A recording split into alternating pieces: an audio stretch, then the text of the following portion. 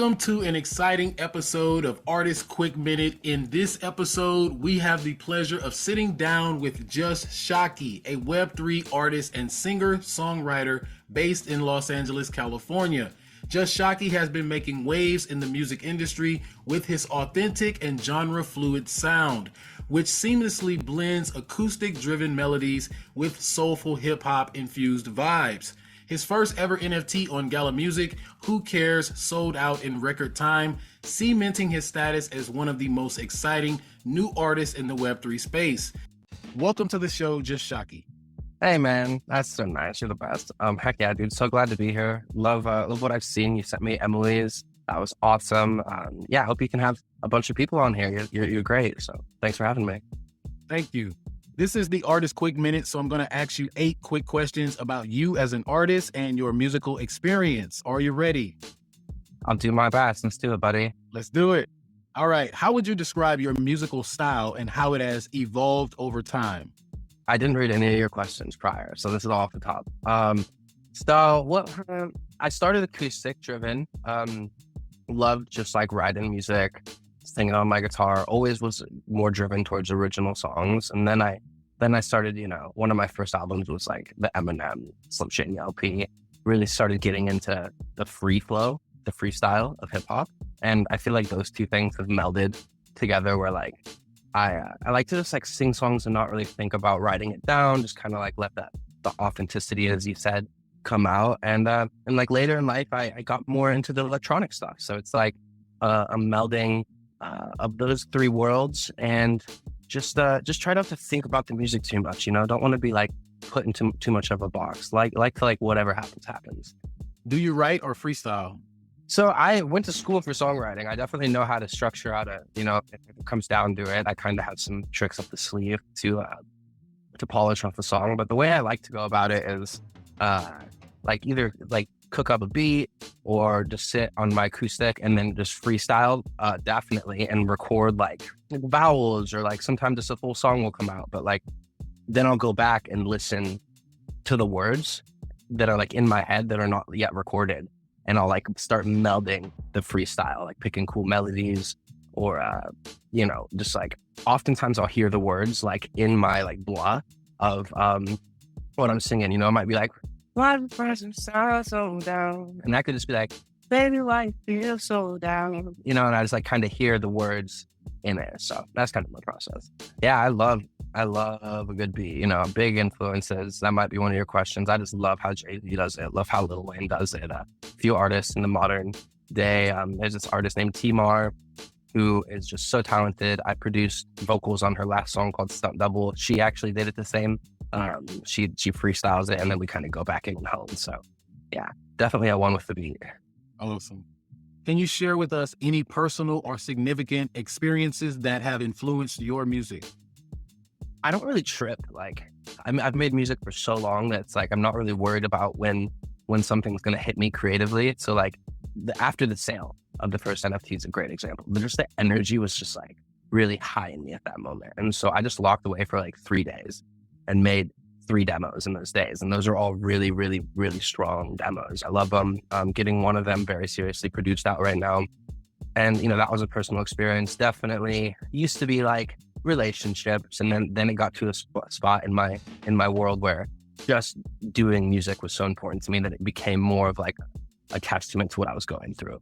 Like some stuff with labels, or like some of the TV shows, or just like the processes that I had been a part of. And I was like, that's necessarily not for me. And it started forming like some more reflective writing about like how I want the music industry to be, how I want myself to be, the path I want to take. Started taking like Who Cares is a great example of that one, where it was just like tired, and like there was a few tired of like what is, and just like I don't really care about all this stuff. I just love music. Making content's always been kind of hard for me, so I had to like learn at some points to like just capture what's normal, and then like not judge that and put that out. And the more I do that, that's where like the organic, authentic inspiration comes from, I feel like. I usually start with, acoustic's always going to be in there. So sometimes it's like I'll start with the acoustic, and I love a good like boom bat, like hip hop groove behind it. So that's often like a structure I'll start with. I also like just went to Coachella, came back from the desert, was really like inspired by the electronic sounds and like the experience that brings. And then, just interlacing, like, I just love that groove of like there's just something to like that very like minimalistic, vibe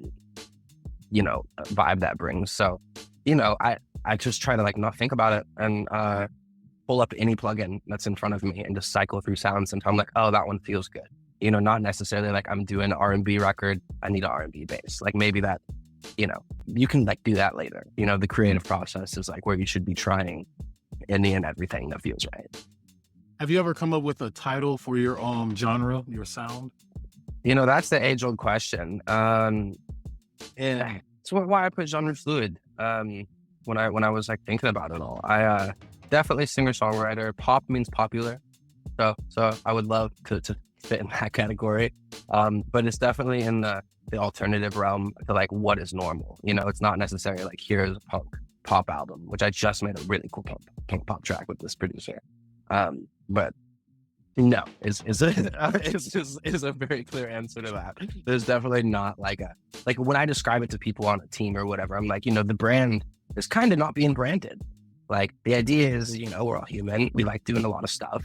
And there's no reason that you shouldn't be able to freely express and that the artist is the brand. Like I'm just Shockey. Here's all my work. Here's what I love, rather than, I just do acoustic guitar music.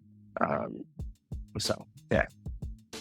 I think that was a really good response. And I think we're going to go over 8 questions here, but we're going to keep it short. What do you consider to be your greatest musical achievement so far and why? VCon is going to be nuts. I mean, that's a really positive experience that Gala's putting forth for me, getting to play at VCon.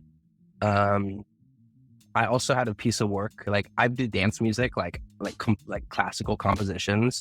I had a piece that was in the Getty Museum last year, like, freaking Van Gogh is in that same building. So like that was a massively awesome experience as well.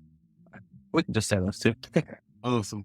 How do you approach the songwriting process, and what are some common themes or messages that you explore in your music? Yeah, I think it's just about having a good time and being in good spaces. Like I love when I work with other artists. I think that they really appreciate how it's just about like relaxing. Like maybe we'll just have dinner and then music's a byproduct. Like we all love music. That's not the question here. The question is like, how do we get in a space to create what's supposed to be created rather than like, let's make a song. I've never had fun just like going into a studio and being like, let's make a song today. It's like definitely way cooler to just like have a good time. Maybe a little melody will come out. That felt good. We'll record that. Just like be yourself, express freely. Sometimes it can be like positive. Sometimes I don't feel so good. And like, I need to talk about that. Like just be courageous in the emotion that is true. Don't be something you're not is very much so my mind. It's like, even when I'm on stage and you mess up a little bit, I love that. Like, I love the moments that are the human side of music. Like just something that's like, just own up, be like a real human. A lot of us go through hard things in life, like wear that on your sleeve, there's just no reason to be something you're not. Like no one goes to a show to see someone that is not fully being themselves. How would you explain to artists who are not involved in Web3 how it has impacted your experience and engagement with your fans? Definitely a whole new demographic of people that I never had connected with before. I would say as an artist with my principles of what I think is important, it aligns perfectly. There's just like, it's like there's this 2D like Web 2 experience where it's like, here's the music, here's the visual. And then there's like Web 3, which is like, here's the artist. And I think like that is so important. Like, this, for example, is a great, like this is just, you cut out the middleman. Like you want to talk, we talk. There's the fan store experience. And just like, here's just more in my life. I want people to be included. Like I love community, especially community through music. So I just think there's something in Web3 that is innovative. It answers a lot of the questions too that were like issues of Web2, which is like, we used to have record sales. Now we don't. Now we have streams, and now there's a way for people to have digital assets. So it's starting to answer some of the questions and the issues that were arising from like early stages, which we still are in the internet. Like I remember dial-up, dude. So like we're definitely just like expanding and trying new things, and it's not so cemented. So Web3's been an amazing thing, and Gala and the infrastructure they have and the community, everyone's just so on board, and it's really hard to stop a ship that has that much power behind it. I love that you said that, man. That's so artistic the way you explain that. I say to hide your tears, I say to cry your eyes out. Life's beautiful, we're all figuring it out. It's a nice day, reminds me of my family. So far away from where I'm raised, some days it gets the best of me. They say to look out, but I'd rather look in.